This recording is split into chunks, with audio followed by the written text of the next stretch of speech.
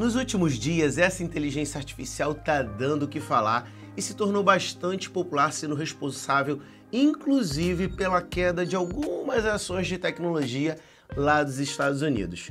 Uma inteligência artificial que promete trazer recursos interessantes e ser até mesmo mais eficiente em alguns pontos que outras consolidadas no mercado, como, por exemplo, o ChatGPT da OpenAI.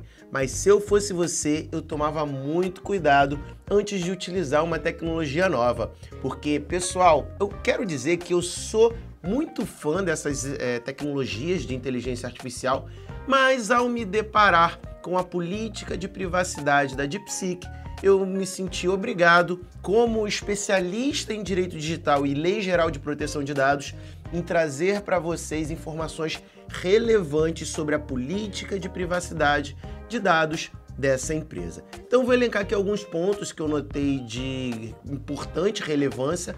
E é importante a gente trazer aqui também que recentemente o aplicativo do DeepSeek foi proibido nas lojas da Itália, por exemplo, tanto da Apple como da Google, justamente por ter algumas questões ainda não esclarecidas sobre a forma como a empresa trata os dados dos usuários. Lembrando que tratar os dados do usuário para uma inteligência artificial que conversa com você, generativa, não é apenas os dados que ela tem em relação ao seu cadastro, o seu e-mail, nome completo, mas sim acesso a todas as informações que você troca com o robozinho da inteligência artificial. Então, se você pega, por exemplo, alguma informação pessoal e coloca dentro da inteligência artificial, essa informação ela pode sim passar a ter acesso, ser acessada por essa inteligência artificial específica. Então é muito importante que você saiba como essas informações são tratadas por essa inteligência artificial. E o primeiro ponto que eu notei é que na política de privacidade deles, diz lá que o armazenamento e a transferência de dados é feito diretamente com a China, né? Os dados coletados são armazenados em servidores na China, aonde lá, pessoal, a gente tem leis de proteção de dados menos severas que no Brasil e até mesmo da União Europeia. Ou seja, pode ser que ao levar alguma informação pessoal irrelevante, você possa ter essa informação armazenada de uma forma menos segura do que empresas que tenham servidores, por exemplo, na Europa ou até mesmo no Brasil. Lembrando que as leis de proteção de dados no Brasil hoje se encontram bastante avançadas, comparado até mesmo a países como os Estados Unidos. E outro ponto que a gente precisa trazer aqui para vocês é que a política de privacidade não diz, mas existe sempre, como o servidor está armazenado lá na China, a possibilidade de acesso dessas informações por autoridades chinesas. Ou seja, a política de privacidade ela não é clara quanto a isso, ela não é transparente, né? A gente sabe que a China funciona de uma maneira bem sui generis, né? Da própria forma como eles operam, então é algo ali que você não tem certeza se esse tratamento vai ser feito ou não. Outra questão que a gente notou é a coleta excessiva de dados sensíveis. Eles coletam não apenas os dados básicos, mas também padrões de digitação, endereço IP, identificador único e comportamento do usuário, né? Então, se você não ficar atento às políticas de privacidade de uma empresa de inteligência artificial, principalmente, pode ser que você acabe compartilhando informações além daquelas das quais você queria compartilhar inicialmente. Uma outra questão é que o registro de todos e todo histórico de conversa é armazenado por eles e eles se mantêm esse registro. Isso pode representar um risco à privacidade. Lembrando que, por exemplo, empresas como o ChatGPT da OpenAI, eles possuem a possibilidade de você marcar que não quer compartilhar aquelas conversas para ensinar a inteligência artificial. Lembrando que uma inteligência artificial generativa, ela depende de treinamento, então ela utiliza aquelas conversas que a gente tem com ela justamente para ficar mais inteligente. E a partir do momento em que você pode dizer ChatGPT, OpenAI, não tem acesso a essas conversas para treinar a inteligência artificial, isso já é uma forma a mais de segurança, tá? Aqui nós vemos um outro ponto também que é o compartilhamento com terceiros, tanto para publicidade como para análise de dados. Os dados, segundo a política deles, podem ser compartilhados com parceiros comerciais, incluindo anunciantes. Então, às vezes, você conversa alguma coisa ali com o robozinho do DeepSeek e você não quer que ele saiba que você gosta de determinada marca.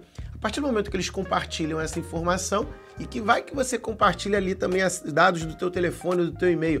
Imagina começar a receber um monte de spam na tua caixa porque você perguntou alguma coisa de uma marca que você gosta. É complicado, né, gente? E os usuários também não possuem controle total sobre como suas informações são usadas para publicidade direcionada. Então é uma outra questão que você não sabe ali a forma que a empresa vai utilizar os dados que ela coleta. Temos também a questão sobre a retenção prolongada dos dados. A política de privacidade deles não define o prazo exato para que eles retenham esses dados, essas informações. E um outro ponto relevante é que mesmo após a exclusão da conta, alguns dados podem ser retidos de acordo com a política de privacidade deles. Então, vejam como é importante ter cuidado com as informações que você conversa com uma inteligência artificial generativa. Às vezes ali de bobeira você fala, olha, eu moro aqui em tal lugar, eu quero saber quanto tempo leva para eu chegar em tal lugar. Você pergunta isso, a inteligência artificial já tem armazenado ali teu endereço, por exemplo. Então é só um exemplo que eu estou trazendo aqui de uma forma como eles podem armazenar um dado sem que você quisesse que ele fosse armazenado dessa forma. Segurança limitada também, gente. Embora a política de privacidade diga que há medidas de segurança, ela também admite que nenhuma transmissão na internet é 100% segura. Isso é verdade, nem empresas como a Google, Apple, que investem muita grana em privacidade de dados, podem estar 100% isentas aí de um eventual vazamento, né? Então, nesse ponto, mas ele diz ali na política claramente que os dados podem ter algum tipo de vazamento, né? E os e-mails não são criptografados, o que pode expor usuários a interceptações. Então, esses pontos são bastante relevantes que eu trouxe após fazer a leitura da política de privacidade deles, porque são questões que muitas vezes a gente, ao utilizar um aplicativo na internet, ao utilizar uma rede social, a gente simplesmente clica, porque a gente quer entrar naquele serviço, a gente quer usar o serviço e não se pergunta muita coisa. Às vezes o serviço é novidade, às vezes eles criam uma dificuldade para fazer um cadastro, para gerar demanda do usuário, e assim que o serviço fica disponível, você fica louco para testar. Às vezes você quer usar no teu trabalho. Eu falo aqui muito sobre a utilização do ChatGPT na advocacia e falo também dos cuidados que a gente tem que ter ao trazer informações relevantes para a inteligência artificial. Então, muito cuidado, sempre fiquem de olho nas políticas de privacidade, se possível. E caso vocês não queiram ter acesso ou ler ali a política de privacidade, se inscrevam no canal, que sempre que a gente vê um assunto relevante, principalmente se tratando de questões de privacidade de dados, direito digital, eu trago aqui para vocês. Peço para você se inscrever no canal, meu nome é Felipe Cardoso, eu sou advogado, vou ficando por aqui e até a próxima. Tchau, tchau.